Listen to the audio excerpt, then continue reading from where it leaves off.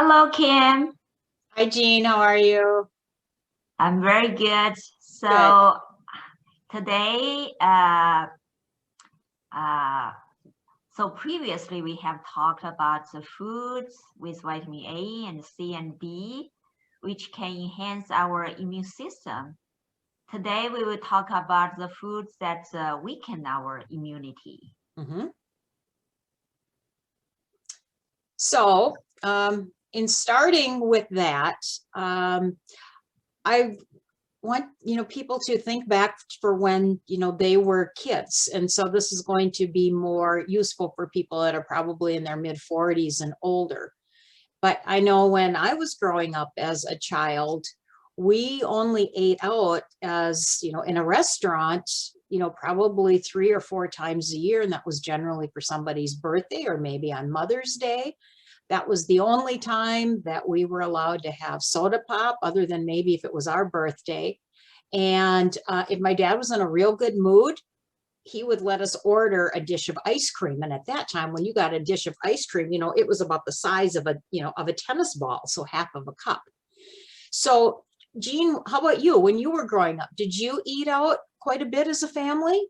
No, no, just like you, when we get some candies, sometimes that's really a big treat for kids. So like ice cream, I feel like I didn't eat much ice cream when I was young. So, did you dine out much when you were growing up? No, that's what I mean. It was maybe just a few times, a year. So we hardly ever dined out.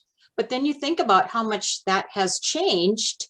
And, now today people are probably having soda pop just about every day. I've had some clients that will drink anywhere from a 12 pack, sometimes even more of soda pop a day. Wow, Uh, that's a lot. I That's a lot. know. And I've had people that are eating out at fast food restaurants for 2 to 3 meals almost every day. And then when people are cooking, they usually then resort to some kind of a frozen meal like chicken nuggets or frozen pizza or something that they can pop into the oven. And so when we look at what the food choices are today, a lot of convenience types of foods, fast foods, foods that are low in fruits and vegetables, all of these things can really upset our good gut bacteria, and that's what causes chronic inflammation in the gut. And that again is what is suppressing our immune system. Yeah, that's really bad. That's really a dramatic change Yeah, after so many years. yeah, huge change. So, the other thing I have found out over the years in practicing is that people think that they eat much healthier than what they really do. And in fact, most people, when they get a disease or an illness or, something wrong with them, is that this isn't something that just started yesterday or a few days ago. Most of these events take months, perhaps years, maybe even decades before all those things are festering within our bodies, and then they start coming to the surface. And that's when we get the symptoms that lead us to go to the doctor. And that's when we get an actual diagnosis. So, a good rule of thumb would be if people could start thinking on maybe an 80-20 approach, so that they're really trying to make good food choices and good lifestyle changes, like physical activity and stress management and working on their sleep and work-life balance. If they could really start thinking in an 80-20 relationship, that would really help them to, in many instances, start turning their health around. But Oh, that's a good strategy actually. So it's not you want to people to stop eating something completely. So from my understanding, it is going to be okay if we just eat some bad, delicious food sometimes, not all the time, right? oh, I loved how you put that, the bad delicious foods. And that's typically what we tend to think, is that, okay, well, if I start eating healthy, that means I don't get to eat anything that ever tastes good. And that's not true. There's a lot of healthy foods that can be very, very delicious. So sometimes it just comes in knowing, how to prepare something or what to do with it. But really, if we want to be keeping our weight and our energy levels and our thoughts from, you know, really improving, yes, if we could be thinking about having these foods on an 80-20 basis would be much better. I mean, ideally, our bodies do not need to have any sugar. They don't need processed foods. They don't need a lot of these, you know, chemicals and things that are in our bodies. But all these things are what make us kind of want to have some of these foods more. So there's nothing in them. But realistically, most people aren't going to follow that. An 80-20 rule is probably something that they'd be more willing to follow. What do you think? Yeah, I think that's a good strategy. If you know, like the uh, some bad stuff like sugar, too much sugar, or some chemicals, and integrated with the food. That's people. That's what our body don't like it.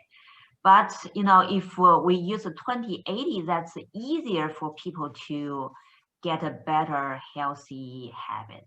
Yeah, yeah, at least for a start, and then I could keep, you know, fine tuning it from there. Yeah, that's right. That's right. So I found a couple of studies and I thought these were really interesting. This is actually study findings from 2017. You know, the thing is, whenever we're doing studies, and you well know this as a biomedical researcher, when we're looking at data, we know that it's always going to be in the past. And in some cases, we know the data can change so quickly, you know, and generally the information that we present is going to be higher than what we see at that particular moment in time. But what this study showed is that this is what our overall quality of nutrition is in our diet. So we've got this unprocessed or minimally processed foods, and those are going to be things like vegetables and legumes and milk and pasta. In this study, they classified the other foods being more as cheese and pickled foods and nut butters, kind of more of those types of add-on types of foods, condiments, those types of things. And then we see where the majority of the calories that have been taken in and consumed by Americans are coming from something that we are terming now as being ultra processed foods. And unfortunately, as Americans are eating more and more of these types of foods, we are taking in less protein and fiber and vitamins A, D, E, all of those important nutrients we were talking about for immune health. And so what are they getting in exchange? Lots of sugar and these unhealthy fats and more carbohydrates. And again, these foods that are weakening the immune system. So I have never heard of the term ultra processed foods before. Is this something new? Yeah, that's a great question. So it hasn't really been around all that long. In fact, the term was founded by a team of Brazilian researchers back in 2016. And that's when they were looking at a link between foods and cancer. And so a processed food would be something when a food is changed from its natural state. So for instance, we have an apple that's in its natural state, but as soon as we start making these sliced up apples and putting those in little packages, or we start making applesauce, or we make apple juice, now we've turned that natural state into something processed. So it could even be something like some of these pre-washed lettuces or chopped up vegetables or things that are canned. Those are all considered to be processed foods. And in some cases, it's for food preservation. For sometimes it's to help reduce the bacterial content. So, you know, it keeps us safe when eating those foods. But then it's these heavily processed foods, or these ultra processed foods, I should say, where they're adding in things that our bodies don't need, like sugar and food coloring and preservatives. And again, these things are made to have the food last longer, maybe make it more appealing so that we choose it as consumers. But again, these things have very few amounts of fiber, minerals, vitamins. Those things have really been eliminated in the food processing. Yeah, this food industry has changed so much. Before, when we were young, food industry is really majorly they deal with fresh food or raw foods. But right now, gradually, it turns to they just produce more and more refined foods, like ultra processed foods, which can make more money. Yeah. And because we're so crazy busy, we're just trying to make, these things that are important to us, so fast. So that's part of it as well. So here's another way of looking at things. I'm more of a visual type of learner. So pictures help me really take in the concepts a little bit better.